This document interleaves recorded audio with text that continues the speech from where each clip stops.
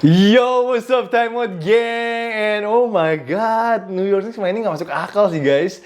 Bisa-bisanya lo mereka comeback dari tinggal 29 poin di game keempat NBA Finals. San Antonio Spurs. Gila, mereka melakukan probably the biggest choke job, the biggest meltdown ever di NBA Finals history. Mereka tuh udah nyetak 76 poin di babak pertama, tapi cuma bisa nyetak 30 poin aja di babak kedua. Dan New York Knicks sekarang ini satu kemenangan lagi guys, untuk bisa menjadi juara NBA serta chaos di seluruh kota New York ya pastinya.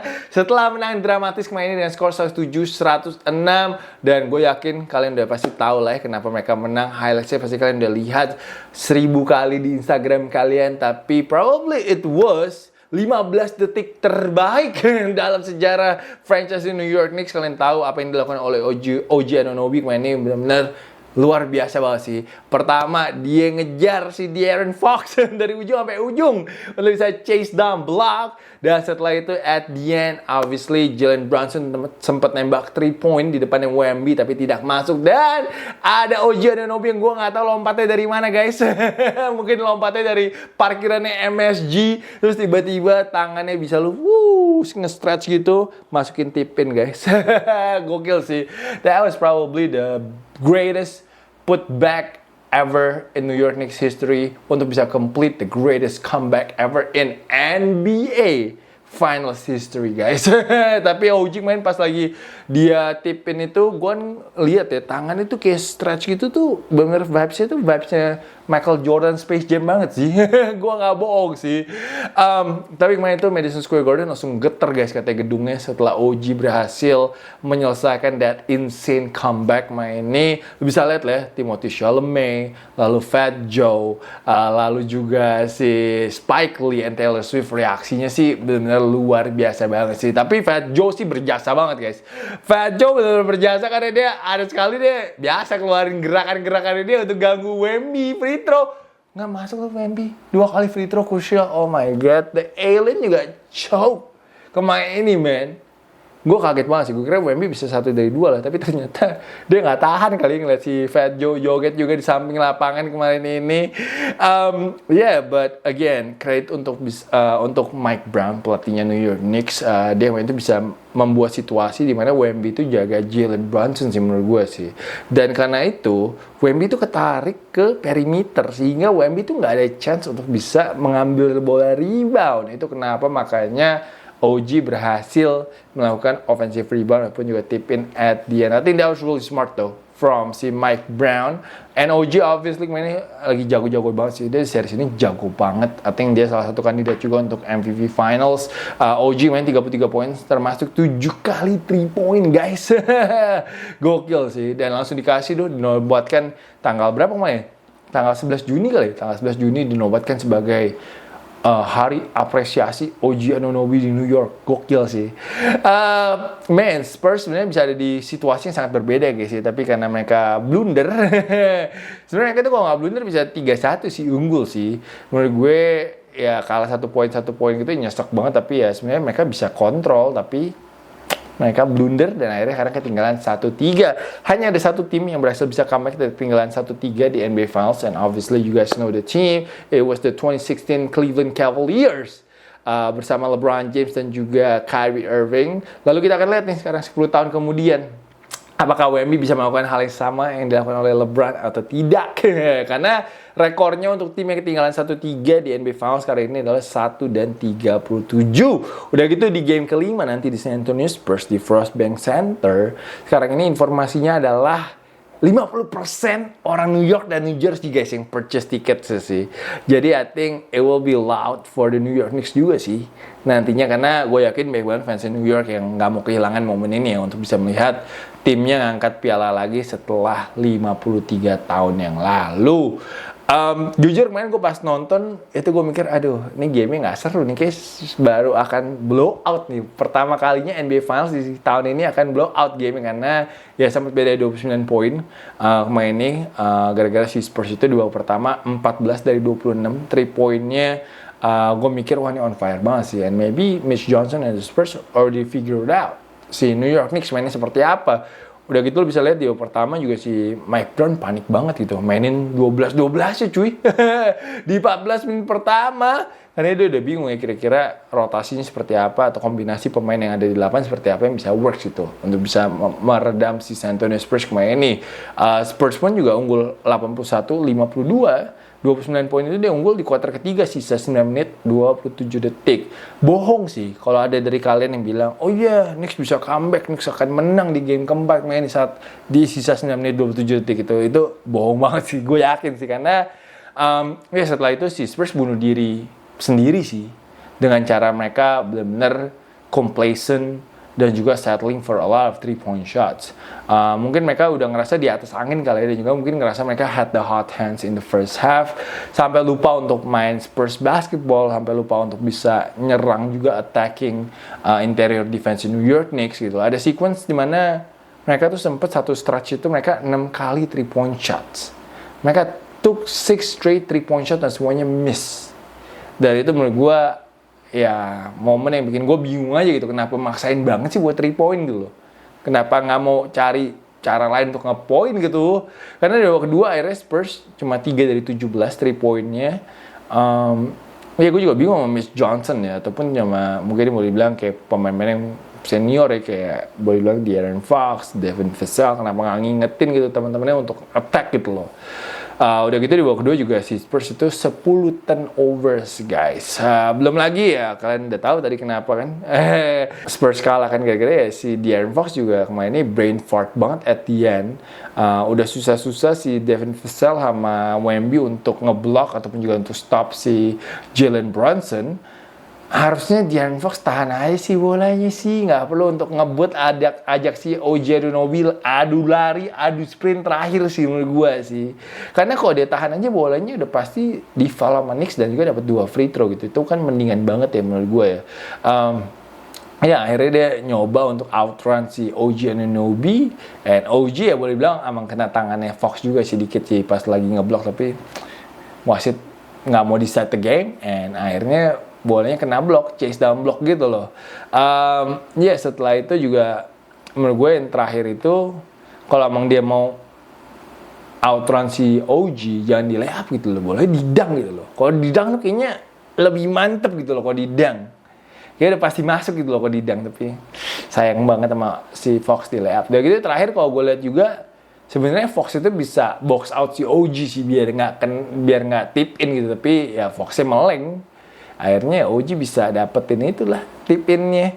Nggak bisa tidur sih pasti si De'Aaron Fox ya habis game keempat main ini. Gue yakin juga dia otomatis jadi musuh publiknya San Antonio ya, sama fans San Antonio pasti banyak banget yang kesel sama dia.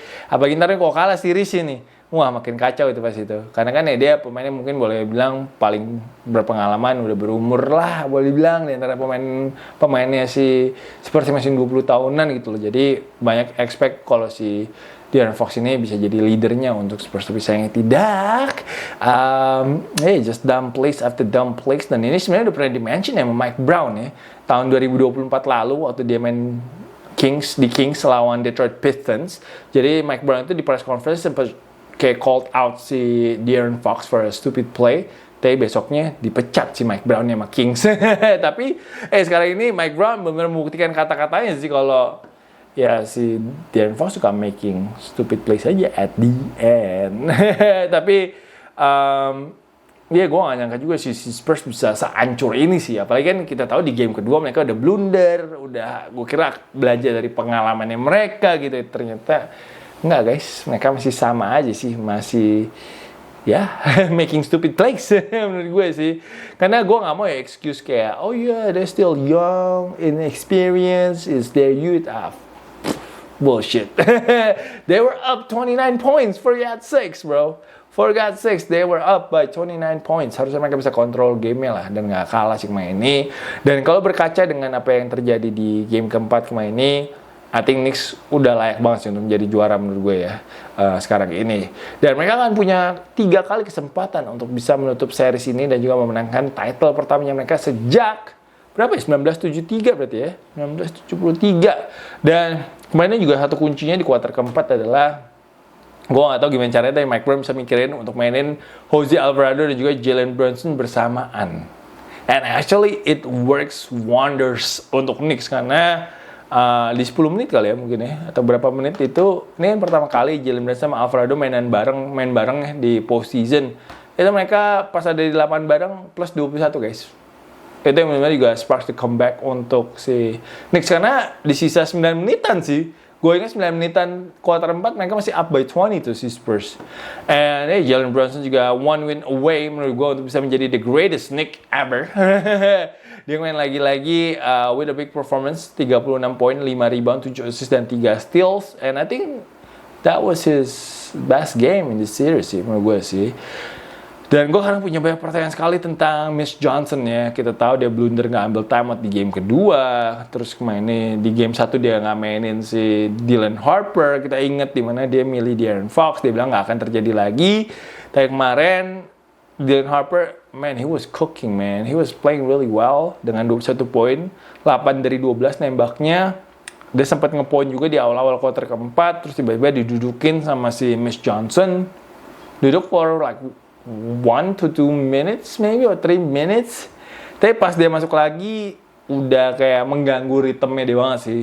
And then what's crazy is dia setelah masuk lagi ke lapangan dia gak pernah nembak guys. Gak pernah nembak in the last 9-10 minutes. That's crazy. Gak mungkin sih lo gak nyuruh Dylan Harper nembak yang nyetak 21 poin, 8 dari 12 nembaknya. He was probably the best player on the floor untuk si San Antonio sih. Jadi gue kadang-kadang mempertanyakan juga sih leadership dan juga coachingnya si Mitch Johnson ini sih. Setelah itu Wemby 24 poin dan 13 rebounds, tapi nggak maksimal, 9 dari 25, seingat gue field goalnya. Dia capek banget sih, main 43 menit sih. I don't think Wemby is built ya untuk bisa main 43 menit ya. Dia cuma dulu 1 menit doang, seingat gue di babak kedua kemarin ini. So dia udah, lu bisa lihat sih di kuarter keempat udah gas banget. Udah gitu dia salah banget sih trash talking sama Mitchell Robinson sih. Salah banget itu. Dia bilang, I'm in your head. Setelah itu, dia nembaknya 4 dari 18 guys. Nembaknya 4 dari 18 setelah dia ngomong ke Mitch Johnson kalau Mitchell Robinson kalau dia in his head. Kacau sih. Ya udah gitu Wemby juga main memperlihatkan umurnya dia. Memperlihatkan umurnya dia masih muda. His inexperience, dia nyikut mukanya si Karl-Anthony Towns yang akhirnya kena flagrant foul. Dan Wemby nggak boleh kena flagrant foul lagi karena satu flagrant foul lagi dia akan kena suspension. So, yeah, like I said, Wemby gue disappointed banget sih for choking like that. Dari nembak yang gak ada yang masuk, lalu juga 2 crucial free throws yang dia miss. Gue penasaran aja sih dia akan seperti apa comeback-nya. Apalagi main juga ada videonya yang viral itu dia dilemparin telur sih. Wah anjay. Lagi mau masuk hotelnya dilemparin telur sih. Itu kacau juga tuh fans Knicks tuh anjir. Itu bikin kesel banget sih maksud gue. Lo kalau mau lihat pemain oke lah, tapi kata-katain teriak-teriakin pemain oke lah, tapi lo jangan lempar telur juga lah. Tapi akurasinya luar biasa sih. Bisa kena Wemby pas banget di kepala sih. But again, I hate that though. I really hate that for Wemby. So we will see game 5 nih. Apakah Spurs bisa respon atau enggak? Atau masih ada energi atau tidak untuk melawan New York Knicks. Karena easily setelah kalah seperti itu ya lu bisa nyerah aja sih. That was a really really tough loss sih menurut gue sih. Dimana lu udah di depan mata main 29 poin. Udah dapat bola. Ada kacau sih. Kacau banget sih. Jadi gue penasaran sih nanti hari Minggu game-nya seperti apa. But kalau selain itu sih kemarin ini dari New York Knicks pastinya ada Karl-Anthony Towns double-double 13 poin dan 10 rebound juga. Dan setelah itu semuanya single digit sih. Tapi Alvarado 8 poin off the bench, 3 assist. He was really really good sih main untuk si New York Knicks sih. Ya itu dari NBA Finals. Sekarang kita pindah great news for Indonesian basketball. Dimana Derek Michael pagi ini mengumumkan kalau dia akan bergabung bersama tim Japanese B-League Saga Ballooners ya namanya. Excited banget sih untuk lihat dia main di Japanese B1. Pastinya penasaran banget akan seperti apa performance-nya. Kita tahu dia udah spend a lot of time in the NCAA, sama GCU, sama Long Beach. Mainnya dia sebenarnya sempat mikir sih mau balik lagi ke NCAA atau enggak. Tapi gue salah satu yang bersuara bilang bahwa lu gak usah balik ke NCAA lah. Karena NCAA menurut gue sekarang udah kayak agak aneh banget ya. Lu pemain bekas pro bisa balik. yang dari Eropa semua pindah semua ke Amerika karena uang NIL ini. Jadi I think sekarang ini menurut gue NCAA udah agak aneh sih rulesnya sih. Udah nggak seperti dulu lagi. Jadi I think menurut gue ya mendingan dia kalau ada opportunity di B-League mendingan ambil aja gitu daripada ntar amit-amit gitu kenapa main di NCAA lu hilang untuk apa namanya untuk bisa bermain B-League sayang banget gitu. Apalagi kita tahu lah gajinya di B-League obviously gue yakin gajinya is a life-changing money pastinya di B-League. So I think I'm very happy. I'm very happy for DMX. He took this offer from Saga Ballooners. Gue jujur nggak gitu familiar dengan B-League. Tapi kalau gue lihat tadi anak-anak Discord share bahwa kalau Saga ini oke sih. Mereka ngambil mantan pemain NBA untuk importsnya. Ada Nasir Little, ada Damian Dotson juga bekas New York Knicks. Lalu kalau nggak salah juga ini bekas timnya Ronaldo Garcia. So gue harapkan si Derek Michael bisa maximize this opportunity untuk bisa berkembang, untuk belajar, nambah pengalaman juga. Dan gue harapkan juga dia bisa bikin impact sih langsung untuk timnya sih. Semoga dia bisa jadi mungkin average like 8 to 10 points, average 8 to 10 rebounds. That would be awesome sih menurut gue sih kalau dia bisa sih. Jadi once again, congratulations kepada Derek Michael, and of course we are all very excited, dan kita doakan semua agar Derek Michael bisa sukses nantinya di Japanese B1. So ya itu sih untuk timeoutnya guys, mohon maaf banget ini telat bikin timeoutnya, gue tahu it was an insane game, gue di komen, gue di DM, semua minta timeout, tapi memang sekarang ini gue sibuk banget ya, lagi IBL tuh tiap hari sih soalnya guys, and IBL is a grind. It's a grind because kadang-kadang kalau nyetir ke Bogor atau nyetir ke Dewa cukup jauh sih. Gue biasanya pulang pergi tuh sekitar 100 kilo. So kadang-kadang udah nggak ada energinya untuk bisa bikin time out. But mohon maaf banget sih gue telat bikin time outnya. But I really appreciate everybody yang still nonton hari ini, nonton sampai full apalagi. I really appreciate you. Nanti game kelima harusnya bisa langsung bikin sih karena minggu nggak ada game lagi IPL, so sorenya atau mungkin Kopi Double mau gue ajakin dia untuk bikin reaksi sedikit untuk game kelima. But once again thank you so much guys for always supporting Time Out. Gila men, kita udah mau di akhir ujung NBA season men.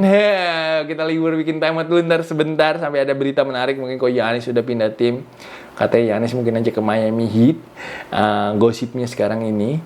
But happy banget sih 1 tahun ini kita cukup konsisten lah boleh dibilang. Kadang-kadang ada bolongnya, tapi still cukup konsisten. Kalau ada berita besar pasti kita bikin time out. But this is one of my favorite segment.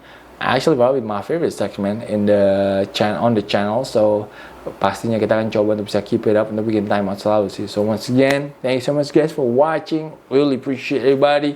Kalau kalian mau sweater ini, don't forget to hit up Familiar Faces on Instagram. And once again, have a good weekend everybody. Thank you guys for watching. I'll see you guys again later. Peace out everybody.